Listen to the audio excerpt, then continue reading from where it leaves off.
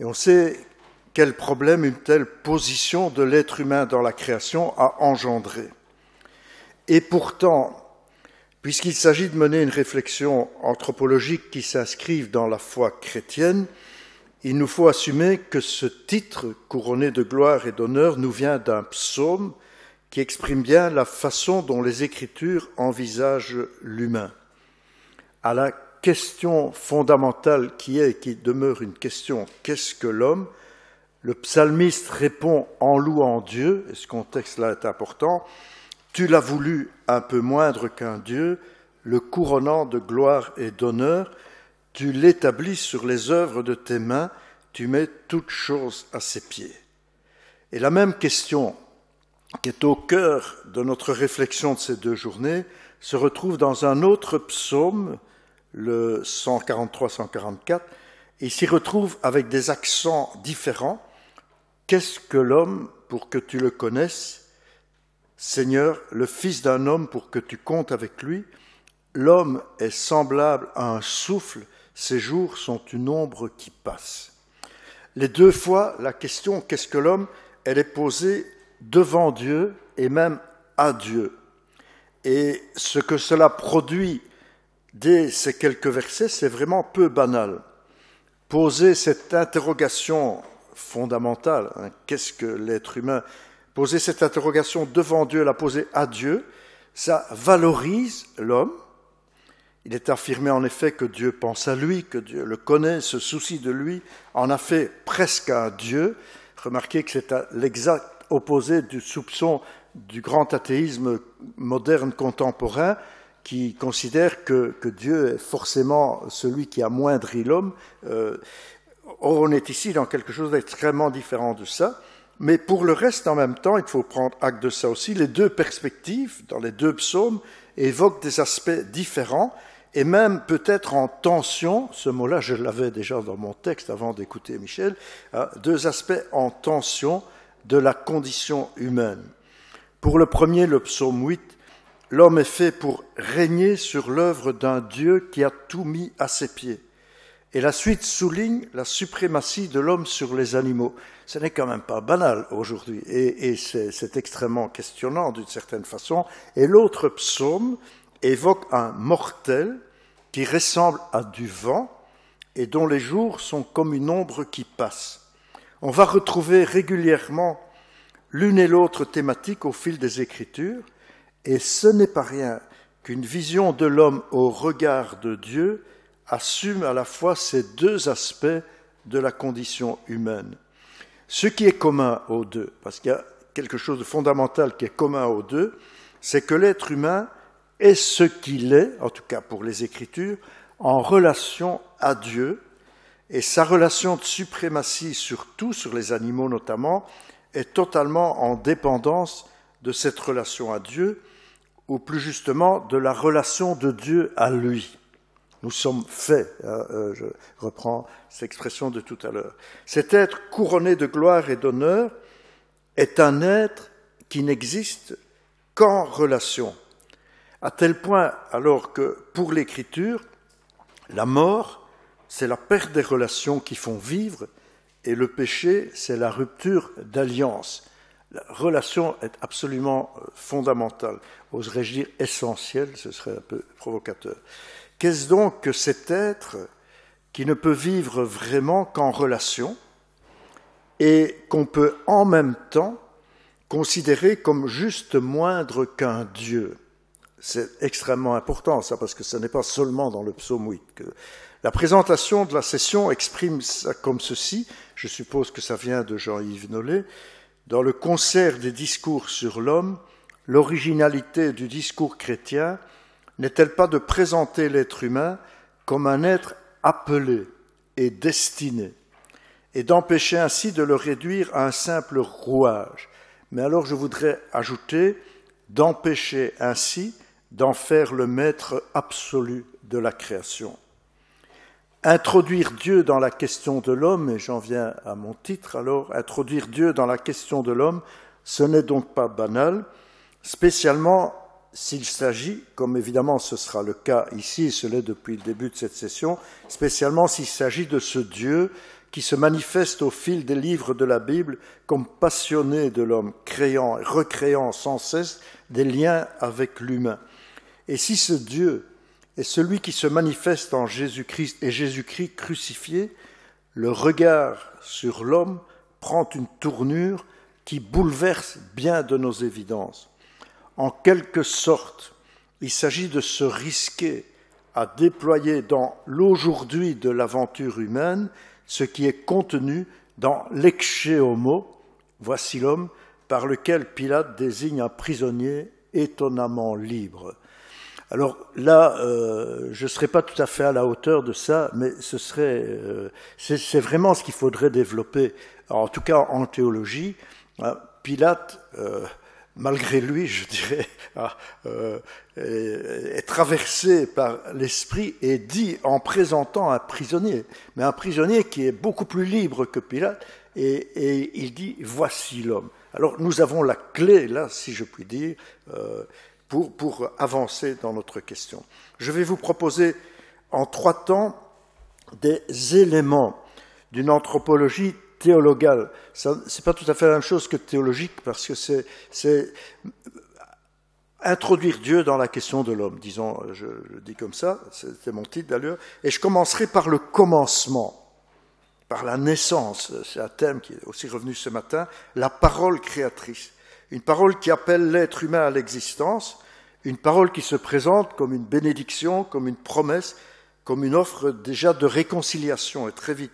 Que signifie de comprendre et saisir l'existence humaine en relation à une telle parole, la parole du commencement, la parole créatrice. Ce sera mon premier point, le plus long. Comme ça, quand j'aurai fini celui-là, ne vous dites pas qu'il y a encore 2 fois la même chose, ça va être de plus en plus court, parce que j'aurais posé beaucoup de choses en premier. La parole par laquelle tout a été fait s'est faite chair, déclare le prologue du 4e évangile. Et c'est ce que je vais prendre ensuite en considération. Et là, les accointances avec Irénée, évidemment, sont évidemment très grandes. Hein. L'incarnation de Dieu en Jésus-Christ, c'est la clé par excellence d'une anthropologie théologale chrétienne. Dieu s'est fait homme pour que l'homme devienne Dieu, disent volontiers les pères des premiers siècles. Cela est offert et donné comme une grâce imméritée, et pourtant, la prise en compte de la dignité humaine, elle est livrée à notre reconnaissance. Et cette reconnaissance naît dans un échange de paroles. Et ce sera mon 3e point. Donc, mon premier point, je l'ai intitulé, vous aurez le texte après, puisque j'ai un fichier avec ce texte, donc il suffit de transmettre le fichier. Mon premier point, je l'ai intitulé simplement, mais ce n'est pas rien, au commencement. L'Écriture, elle reprend régulièrement les choses, et en particulier les choses qui concernent l'humain, à partir du commencement. Mais il faut ajouter tout de suite, et c'est très important, qu'il ne s'agit pas platement du commencement chronologique, mais elle reprend les choses à partir de ce qui ouvre et donne de commencer. Elle reprend les choses à partir de ce qui donne de naître. Le mot est inscrit dans mes feuilles, donc je ne le reprends pas simplement à Michel. Mais évidemment, je suis très en connivence avec ça. Cette évidence qui concerne la Genèse, au commencement, Dieu créa, même si ce n'est pas toujours cette traduction-là, mais et Dieu dit que la lumière soit. Dieu dit, faisons l'homme à notre image selon notre ressemblance. Et ce commencement sera à nouveau offert, et c'est au moins aussi important que le premier commencement, ce commencement sera à nouveau offert lorsque Dieu, alors même qu'il en vient pour la seule fois dans les Écritures à regretter d'avoir créé l'homme, Dieu sauvegarde Noé, sa famille et un couple de tous les animaux pour à nouveau les bénir de la bénédiction à laquelle tout a son commencement. Je cite, « À l'image de Dieu, Dieu a fait l'homme.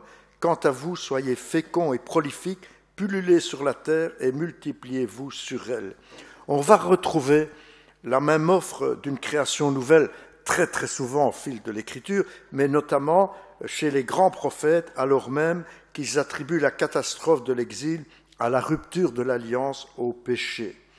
On pense notamment à ces grandes visions d'Ézéchiel, celle en particulier des ossements où Dieu crée son peuple à neuf. Je cite, « Prononce un oracle sur ces ossements, dis-leur, ossements desséchés, écoutez la parole du Seigneur.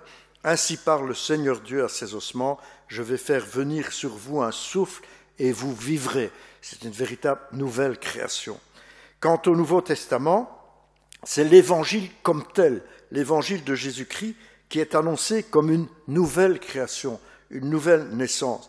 Le livre de Matthieu s'ouvre telle une nouvelle Genèse par ces mots, livre des origines, livre de la Genèse, véritablement. C'est un mot, et c'est aussi un mot qui signifie commencement, mais là c'est arché, qui inaugure aussi bien l'évangile de Marc que celui de Jean.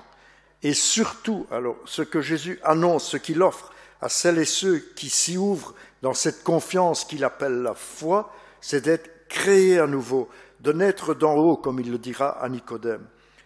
Le commencement est toujours offert comme une parole qui met en route et qui ouvre dans une situation un chemin de naissance et de vie. Le commencement est donc une parole, ce qui est gros de signification anthropologique majeure. L'être humain n'est pas sa propre origine. J'espère que chacun et chacune d'entre nous le sait.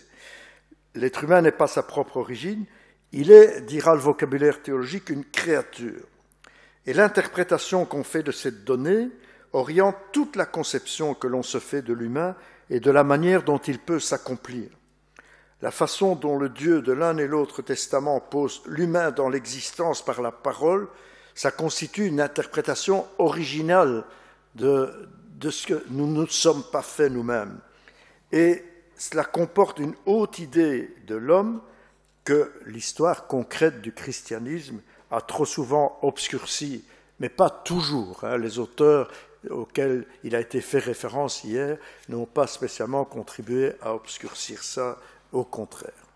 Alors, j'ai dans ce premier point 4 points, et là je ne les annonce pas d'avance, mais au fur et à mesure je dirai un peu.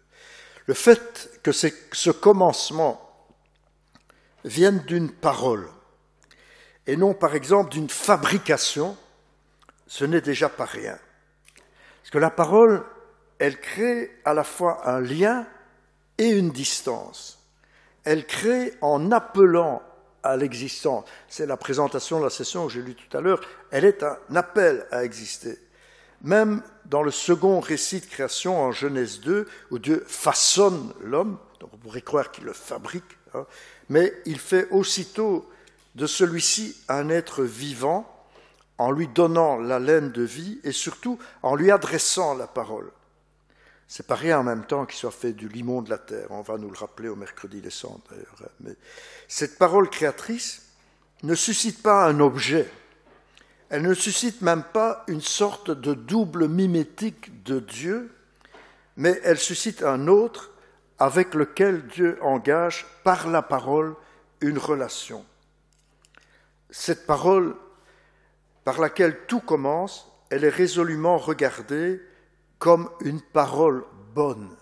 Et ça, c'est tout à fait capital. C'est vrai que nous, concrètement, nous ne connaissons pas l'innocence, pour reprendre, parce qu'il y a déjà là du mal, mais l'Écriture a cru bon, et c'est quand même pas rien, de mettre en tête de tout ça. Après il va y avoir le serpent, il va y avoir Babel, il va y avoir le déluge, etc., qui est la réalité que nous connaissons. Mais tout ça est inauguré par une parole bonne qui n'est pas reprise. Le fait que le commencement échappe à l'humain n'est pas présenté comme une entrave à l'avènement de l'humain, au contraire.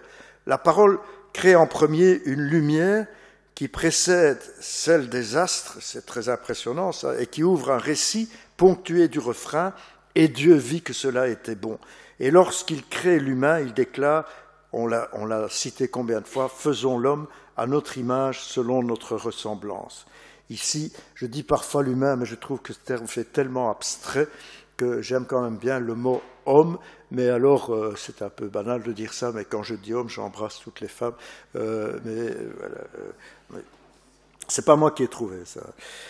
Cette parole, elle n'est pas simplement au départ, elle est bénédiction, elle est engagement, elle est promesse de maintenir dans l'existence, et c'est en particulier la portée du don de la nourriture qui tient une place tellement importante à travers toutes les Écritures.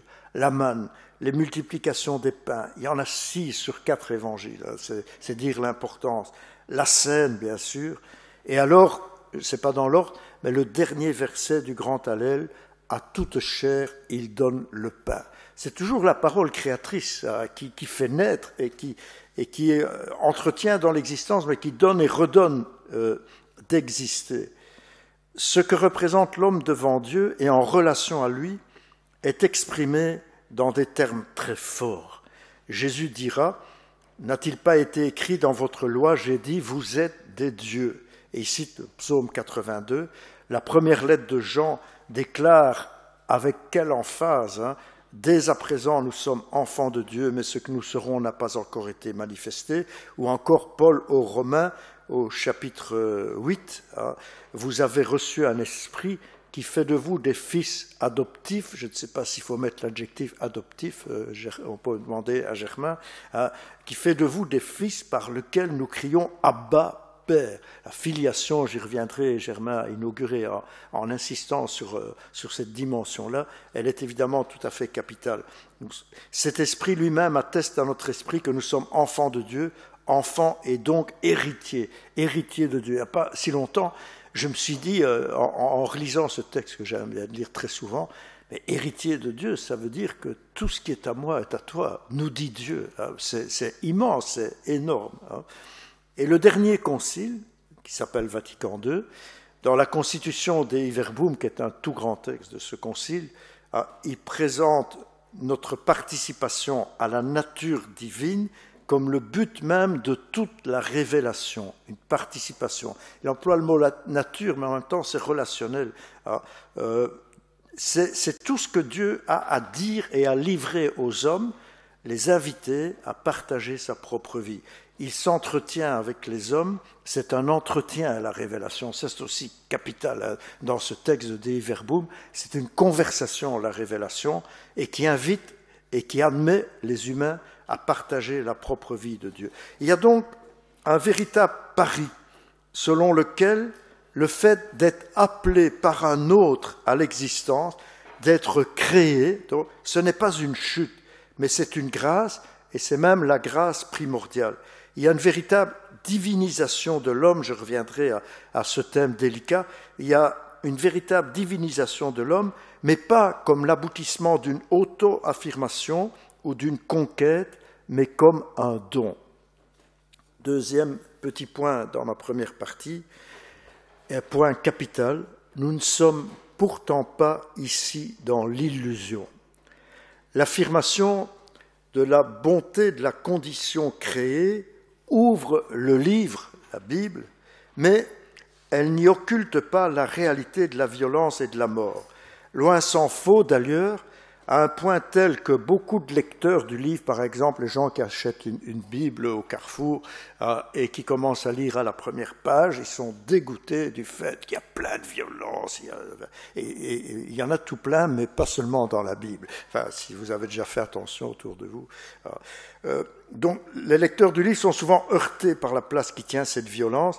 La réalité du mal, on nous l'a rappelé hier, est non seulement nommée, mais elle est interprétée dans le cadre du rapport que l'humain va entretenir avec la parole créatrice. Le récit évoque très vite une autre parole, énigmatique d'ailleurs, celle du serpent. Un serpent qui parle, c'est assez rare. Je ne suis pas sûr qu'il y en ait à Péridaïsa, mais enfin, voilà. Il évoque très vite une autre parole, celle du serpent, une parole qui insinue que la bénédiction de Dieu donnant vie et nourriture, précisément, il est question de nourriture, cette parole n'est pas vraiment une bénédiction, n'est pas vraiment un don. Et le serpent déforme la parole divine en « vous ne mangerez pas de tout arbre du jardin ». Remarquons au passage, on ne fait pas souvent remarquer que Ève commence par rectifier cette parole et dire Dieu n'a pas dit cela. Puis après, elle est séduite. Ça peut se comprendre, la séduction, après tout. Et le serpent ajoute sa promesse, vous serez comme des dieux. Et ainsi, il distille la convoitise, c'est un mot que je reprendrai souvent, il distille la convoitise qui est aux yeux de l'Écriture ce qui détruit l'humain, non seulement dans sa relation à Dieu, mais aussi dans sa relation aux autres et à lui-même, et aussi à tout le créé. Une relation de convoitise à la création est en effet le cœur du paradigme qui a engendré la crise écologique. La convoitise est aussi l'attitude que le diable propose à Jésus au désert.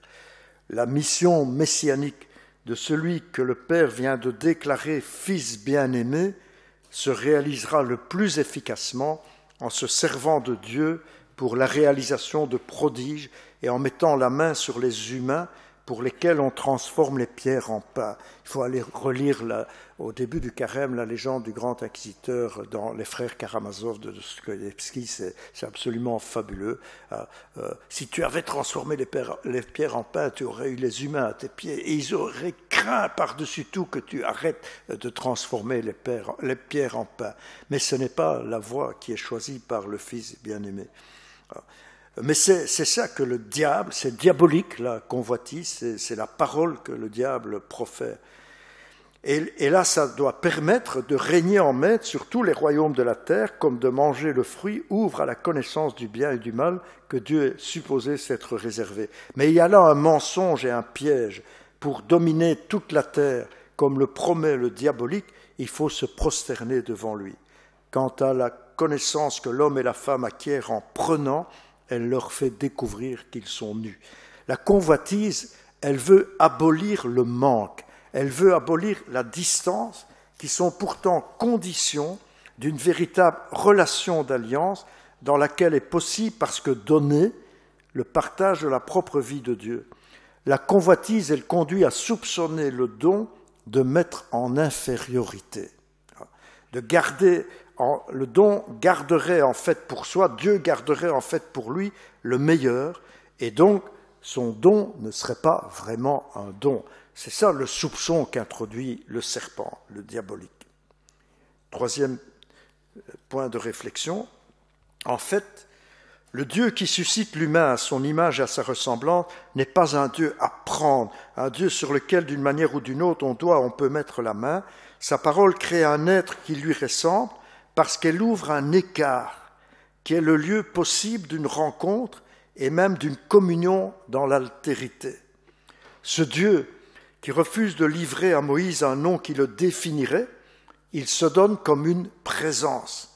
Je suis qui je serai, traduit la top. En tout cas, je ne sais pas ce que ça vaut du point de vue vraiment exégétique et de la traduction au sens propre du mot, mais comme théologien, j'apprécie beaucoup cette traduction-là. Je suis qui je serai.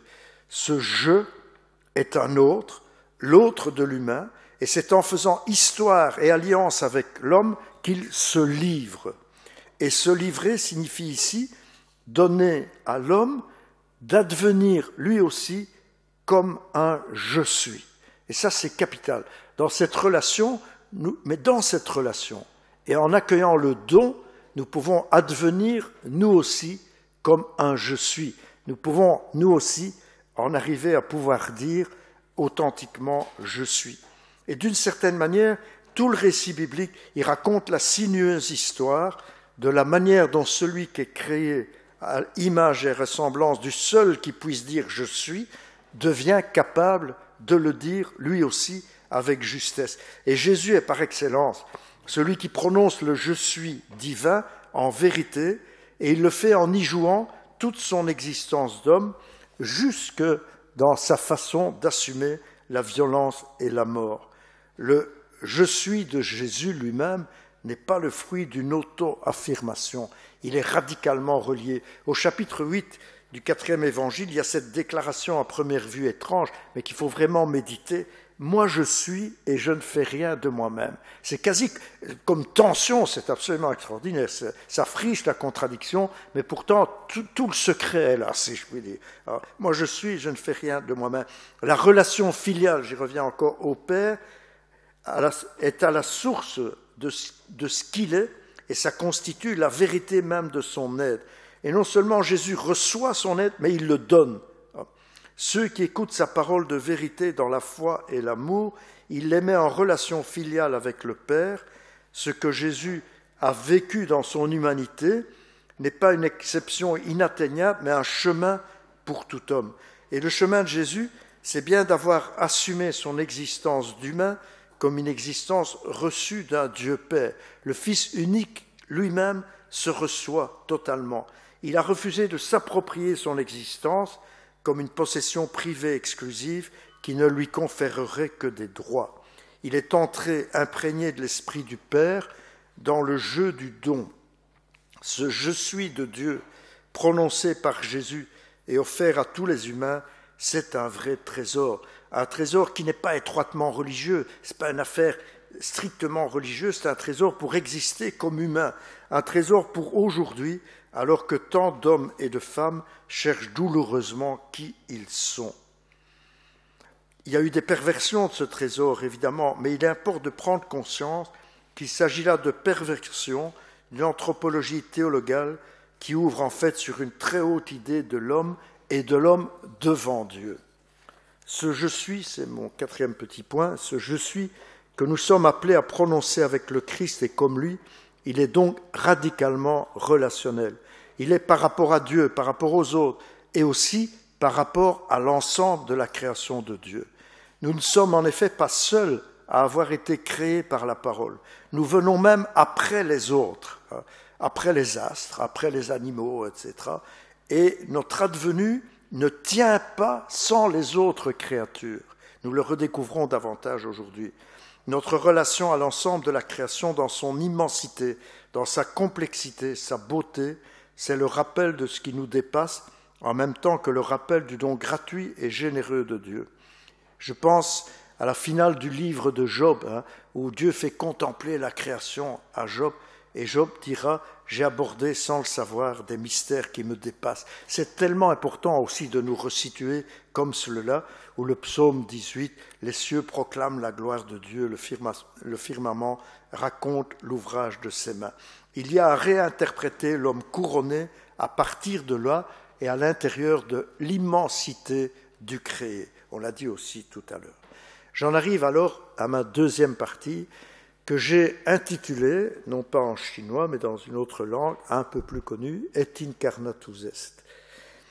Au cœur du symbole de foi, il y a cette confession, pour nous les hommes et pour notre salut, il descendit du ciel, par l'Esprit Saint, il a pris chair de la Vierge Marie et s'est fait homme. Et il arrive que l'on s'incline ou même qu'on s'agenouille à ce moment-là. Parce qu'aux yeux des chrétiens, pour voir le Dieu invisible, il faut regarder un homme né d'une femme. Et c'est là aussi que nous découvrons à quelle destinée nous sommes appelés.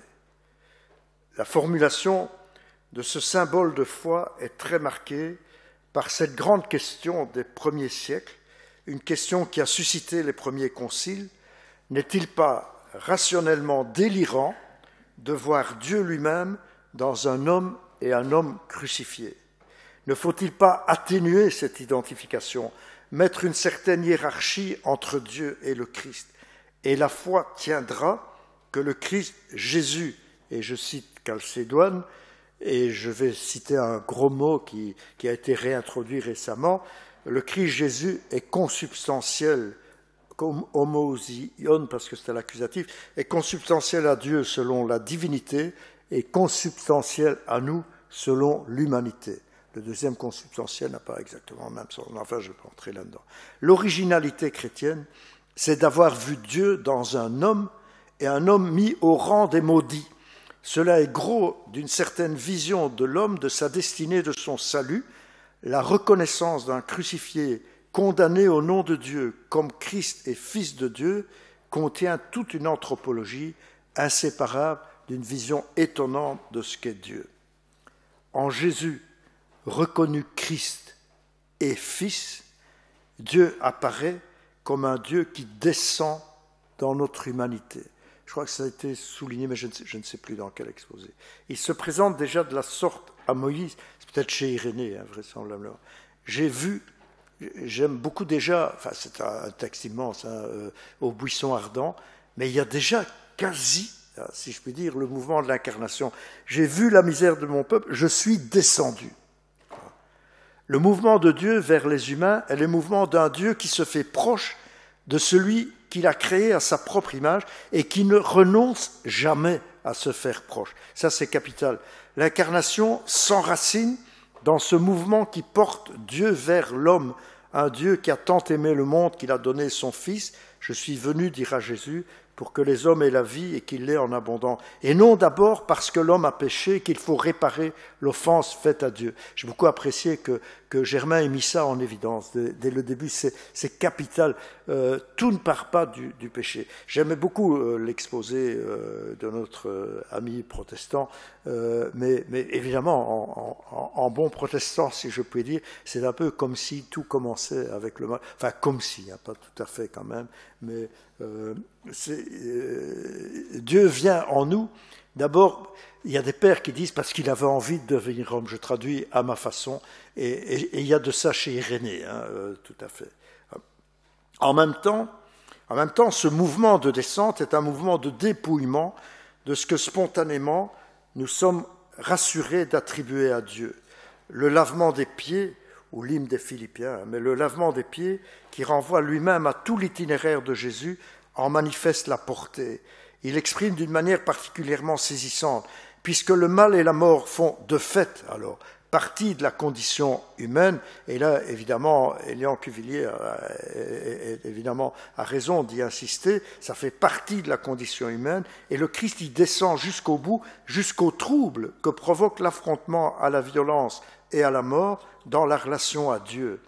Rien de la condition humaine, hormis le péché comme tel, comme rupture de l'alliance, n'est indigne d'accueillir la visite de Dieu et même d'être le lieu où Dieu se donne à voir. Ça, c'est d'une importance anthropologique très grande. C'est important d'abord en ce qui concerne le fait que l'homme est un être corporel. Et ici, Irénée le dit contre la gnose extrêmement fort, cette réalité du corps, de la chair, est regardée positivement. Le corps n'est pas considéré à la manière de Platon comme la prison de l'âme, mais comme le chemin de Dieu vers l'homme et de l'homme vers Dieu. Le corps du Christ, ce corps du Christ que nous devenons. C'est ainsi que les sacrements signifient, effectuent la rencontre de Dieu au lieu du corps. Le pain et le vin, la rencontre charnelle de l'homme et de la femme, sans laquelle le sacrement n'est pas valide. Le corps malade, le corps que l'on honore dans la célébration des obsèques. Ce n'est pas seulement le corps, c'est aussi la condition humaine telle qu'elle est meurtrie par la violence. C'est même la mort spirituelle provoquée par le péché, tout comme la mort corporelle qui deviennent lieu de la visite de Dieu. La foi en l'incarnation ne permet pas de voiler ou de nier le tragique de l'existence comme le fait souvent notre époque. Elle dévoile ce tragique en l'exposant sur la croix. J'ai entendu combien de fois quelqu'un m'a raconté dans une visite qui se fait parfois des différents lieux de culte, la synagogue, la mosquée et tout ça, et la personne qui faisait visiter une église chrétienne, catholique, doit répondre à un gosse qui demande ce que c'est que cette croix. C'est beau qu'on le redemande parce qu'on est tellement habitué que ça décore simplement. Et elle dit, mais ça c'est pas important, on devrait même plus mettre ça parce qu'il est ressuscité. Si, il faut regarder celui que nous avons transpercé. Il s'agit d'assumer cela, l'agneau de Dieu qui porte le péché du monde, comme le dit Jean-Baptiste dans Jean 1, maintenant c'est devenu les péchés, mais soit, mais ça a beaucoup de sens, qui porte le péché du monde, et en même temps qu'on le regarde, il s'agit de refuser de le considérer comme fatal. Le même agneau de Dieu enlève le péché du monde en le prenant sur lui. Mais si Dieu descend, il y a une terrible horloge que je vois. dans la condition humaine, on n'a pas la maîtrise totale du temps. Je vais essayer. Si Dieu descend, c'est pour que nous remontions avec lui. Dès le buisson ardent, c'est ce qu'il déclare, « Je suis descendu pour délivrer mon peuple de la main des Égyptiens et le faire monter vers ce pays, un bon et vaste pays. » La descente de l'incarnation s'accomplit dans l'itinéraire pascal de Jésus. Il s'est dépouillé, c'est pourquoi Dieu l'a élevé. Et le Père nous élève avec le Christ, ce qui amène Athanase d'Alexandrie à déclarer « Dieu s'est fait homme afin que l'homme devienne Dieu ». Si Dieu en Christ descend au plus profond de notre humanité, c'est pour que nous devenions participants de la vie divine et que, osent dire les orientaux, nous soyons divinisés. Ce thème de la divinisation est très riche et il nous tient au plus loin d'une vision intégralement pessimiste de l'homme qui a trop souvent cours en Occident. Il faut cependant bien comprendre ce thème. La perspective n'est pas celle d'une fusion ou d'une absorption en Dieu, il n'y aurait plus de relation à ce moment-là, mais c'est celle d'une humanisation qui s'accomplit dans une communion. Comme l'écrit Enzo Bianchi, l'adage patristique qui situe la finalité de l'incarnation de Dieu dans la divinisation de l'homme doit être entendu à la lumière de la catégorie de la participation, et il indique non un changement ontologique de l'homme, mais un cheminement spirituel fondé sur la foi. Ce que produit en nous l'incarnation, c'est d'abord positif, et c'est ce qui nous est offert comme destinée de toute éternité et dès avant le péché, dès la création du monde. Ce qui nous est offert est cependant aussi un salut. Je suis venu chercher et sauver ce qui était perdu. C'est que la précieuse vie humaine peut se perdre. Le risque de la perdition est bien réel. Le mal et le péché existent et ils peuvent non seulement tuer, mais perdre. Et c'est de cela que celui qui descend jusqu'aux enfers vient nous délivrer. Il vient nous délivrer du pouvoir des puissances de mort. Paul aime nommer ça comme ça, les puissances qui peuvent détruire l'humain. Pourtant, concrètement, même s'il nous délivre, et ça a été dit hier aussi par Éléon Cuvillier, nous sommes délivrés et nous demeurons affrontés au mal, à la mort. En être délivré, ce n'est pas en être exempté, c'est être libéré de la peur que produit la conviction que ces forces destructrices sont toutes puissantes, que leur victoire est fatale.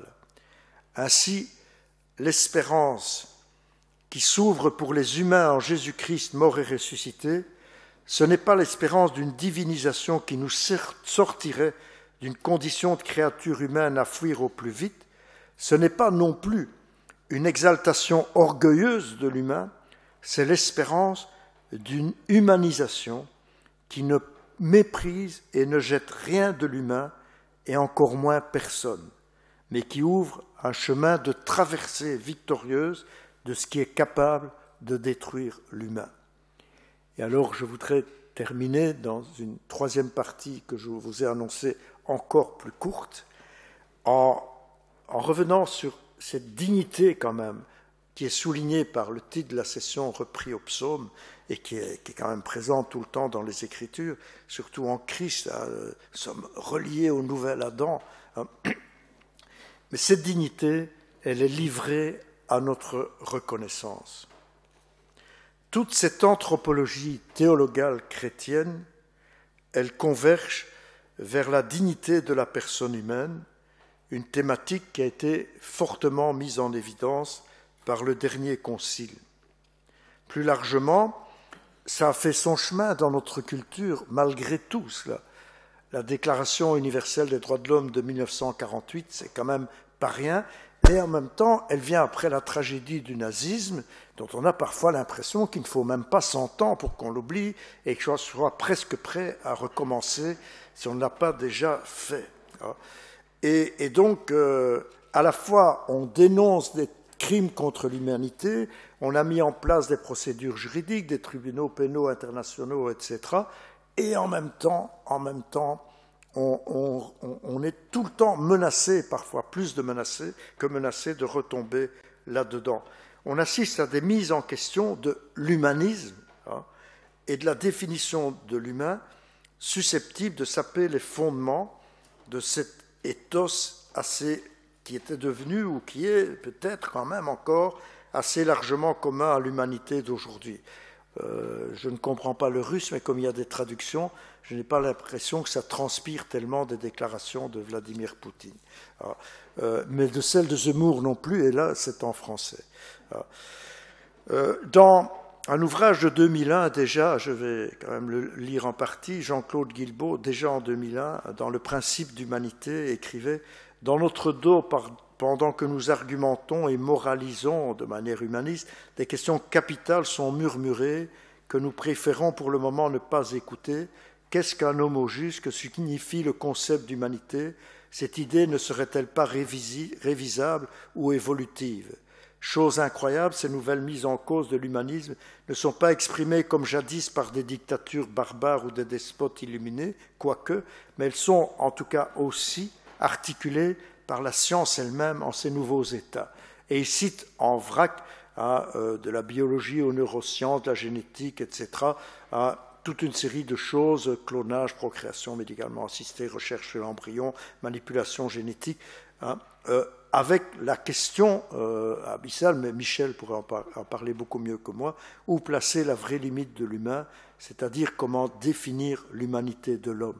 C'est aussi présent évidemment dans le transhumanisme, et j'étais tombé sur un article de celui qui va faire d'ailleurs un exposé là-dessus prochainement, Pablo Rodriguez, qu'il a publié dans IT Studies, qui est une revue totalement confidentielle, mais on peut le trouver sur Internet. En fait, je voudrais ici simplement toucher à ceci. Mais il faut avoir conscience que ces questions, elles demeurent présentes dans notre aujourd'hui. Ce n'est pas simplement la Bible qui, avec le récit de Babel ou du déluge, évoque tout cela. C'est présent et avec des contours propres à l'aujourd'hui. Évidemment, il n'y a pas de récit dans la Genèse qui mette en cause le transhumanisme, forcément, ou la biogénétique, etc. Mais ces questions demeurent présentes. Mais ce qui me paraît important, et je vais simplement évoquer cela, c'est de réfléchir à la manière dont se reconnaît la dignité humaine. Je me limite à cela. Cela ne relève pas des sciences. La science, évidemment, peut et légitimement mettre en évidence aussi bien la forte parenté entre l'être humain et certains animaux, qui est réelle, et des différences, comme la position verticale à certains niveaux de langage, ou l'inachèvement de l'homme dont on parlait tout à l'heure, couplé à ses étonnantes capacités d'adaptation.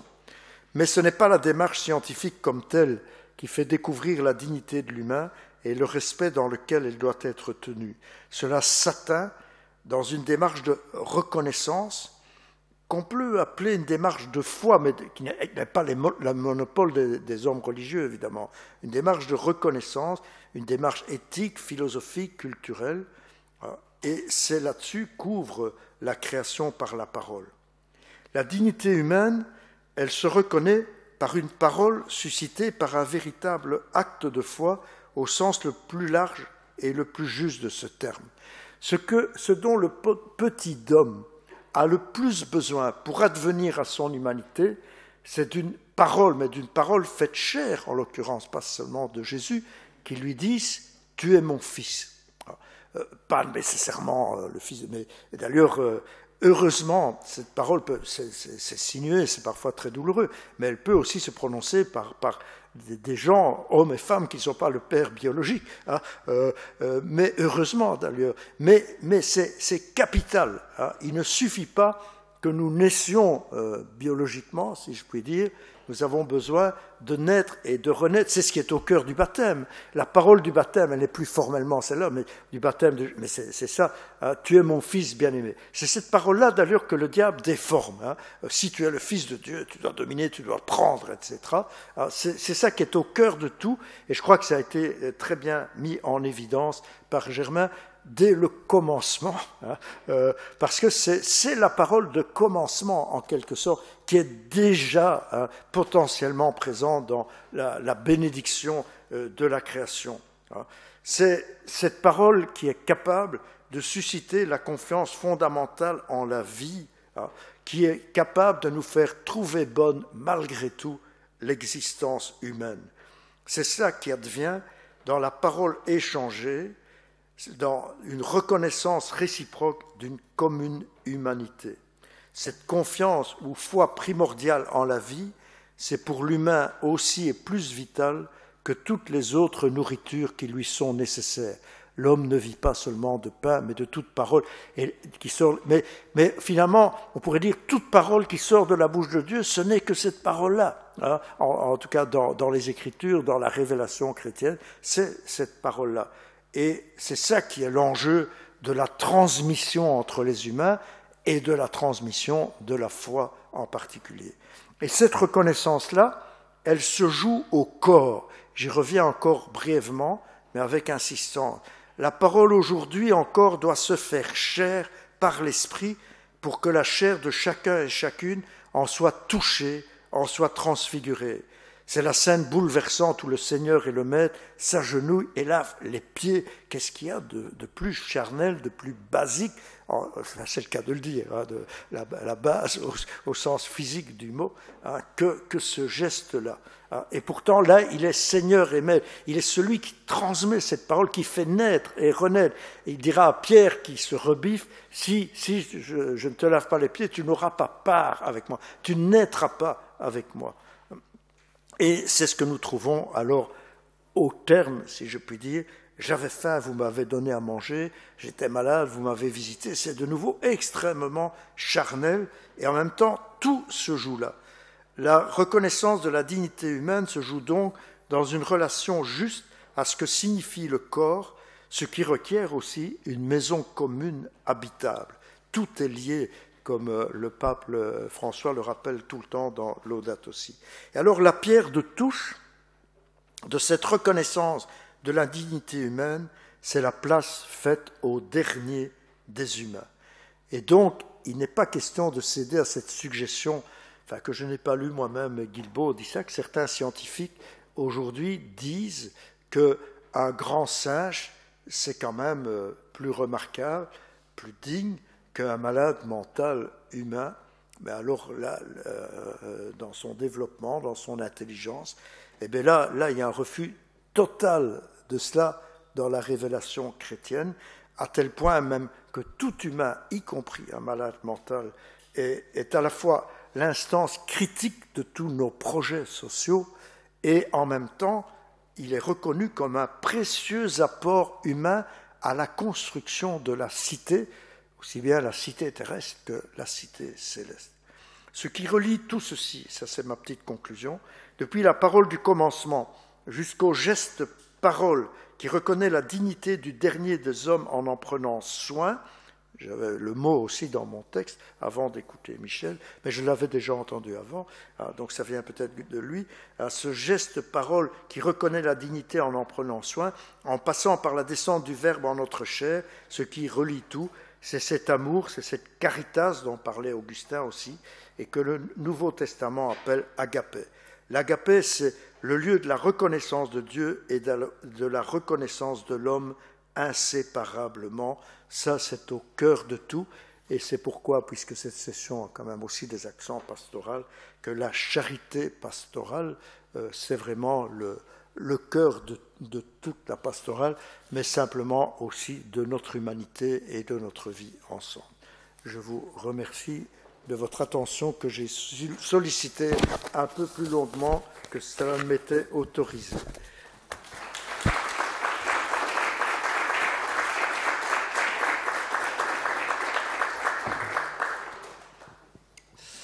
En fait, tu avais entre 3/4 d'heure et 1 heure. Ah oui, oui, donc, oui. non. Mais je retiens ça pour les prochaines années. Il faut absolument dire aux conférenciers, c'est 3/4 d'heure, comme ça, ils dépassent un peu et tout va bien. Bon, oui. Très bien. Merci beaucoup, Paul, pour cette présentation ou défense passionnée, passionnante et charitable. de la très haute dignité de l'homme, puisqu'on ne peut pas dire de l'humain, devant Dieu. Ah, si, on peut le dire. L'humanisation, la divinisation ne jette rien de l'humain, mais l'humanisation et la divinisation traversent l'humain, ce qui n'est pas la même chose. Et tu nous as aussi dit, le corps est chemin de l'homme vers Dieu parce qu'il est chemin de Dieu vers l'homme. Merci beaucoup pour tout cela, pour ta présence cet après-midi et pour maintenant une petite dizaine de minutes pour des éventuelles questions. Alors, comme on n'a pas énormément de temps, ne prenez pas 5 minutes avant de poser une question parce que sinon on ne revaudrait pas le temps de la poser.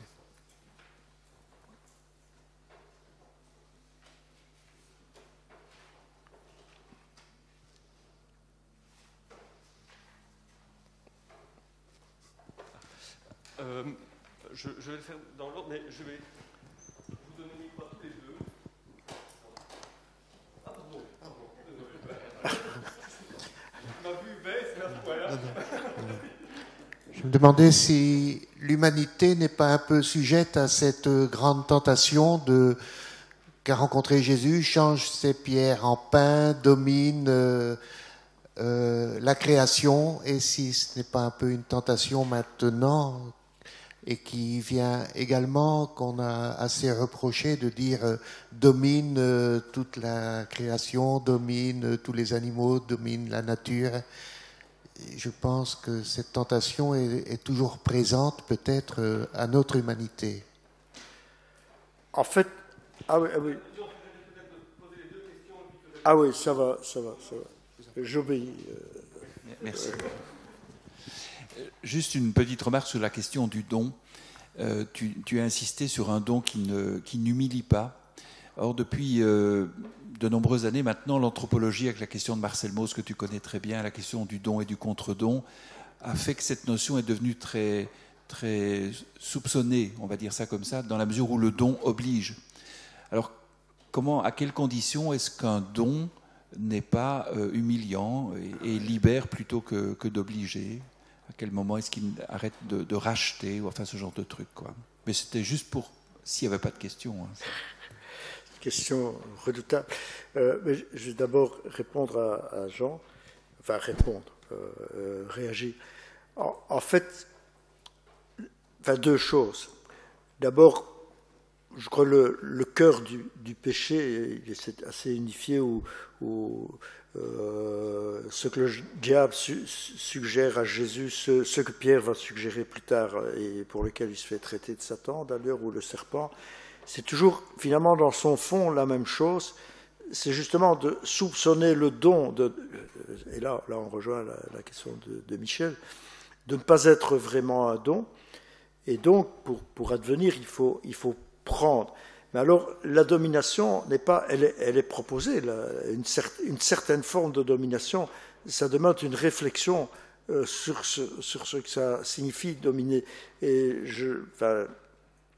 comme ça me permet de le recommander, il y a une série d'éco-spiritualité à laquelle j'ai un peu collaboré, où notamment Gaël Giraud, à un moment, qui est un jésuite, fait tout un parcours très rapide de la Bible sur ce que c'est la nomination, et ça culmine, si j'ose dire, dans le lavement des pieds. Parce qu'au lavement des pieds, Jésus ne s'écrase pas en disant « moi je ne suis qu'une larve et donc je suis là juste pour vous laver les pieds, mais vous m'appelez maître et seigneur et vous dites bien car je le suis ». Et donc il y a là quelque chose de très fort, en tension pour le coup, on est vraiment dans une tension, et j'ai l'impression aussi que sur la question du don qui n'humilie pas, je dirais comme ça rapidement, une condition, je ne vais pas mettre des conditions à Dieu quand il nous fait le don de la grâce pour que ce don n'humilie pas, mais c'est que Dieu descend. Ça a été redit hier, c'est quand même quand on relit le récit de la Passion et toute l'existence de Jésus, c'est extrêmement important, impressionnant. Et alors, la tradition, ça se trouve pas comme tel dans les récits de la Passion, mais va même encore plus loin en parlant d'une descente aux enfers, au Sheol, Donc Jésus n'est pas seulement descendu, enfin, c'est dans le langage mythique, mais c'est un langage mythique qui, comme souvent le langage mythique, dit des choses extrêmement fortes et extrêmement porteuses de vérité. Il ne descend pas seulement dans le tombeau, la mort physique, il y descend en étant troublé dans sa relation au Père, c'est quand même pas banal, et jusqu'aux enfers, c'est-à-dire au lieu, c'est pas l'enfer chrétien, si je puis dire, que nous connaissons tous dans les milieux chrétiens, mais c'est les enfers, c'est-à-dire le lieu où on est séparé de relations, de ce qui fait vivre, et c'est là qu'il ouvre le don. Il ne se donne qu'en rejoignant là-bas, en se faisant proche. Alors là, il y a quand même quelque chose qui, normalement, garde le don d'être écrasant. Et alors, comme Germain disait hier, la finalité du don, enfin, je mélange un peu des choses, mais je crois qu'ils peuvent être mélangés. La finalité du don, ce n'est pas que nous louons Dieu qui attend avec impatience que nous nous mettions à chanter le Te Deum, sinon il est malheureux, mais sa finalité, c'est que nous soyons ses fils et ses filles. Et alors, quand on accueille ça, la louange déborde, mais elle n'est pas une obligation, une attente impatiente de Dieu qui attendrait le retour sur investissement. Et ça, c'est tout à fait capital. Alors je ne sais pas si ça met, si ça met en péril notamment ce qui est dans le structuralisme, tout ça, et qui touche à des choses juste en même temps. Mais enfin, il faudrait... Ça ne va pas être un Te Deum, mais c'est le temps de prière maintenant. Mais avant, je propose qu'on t'applaudisse encore. Merci beaucoup.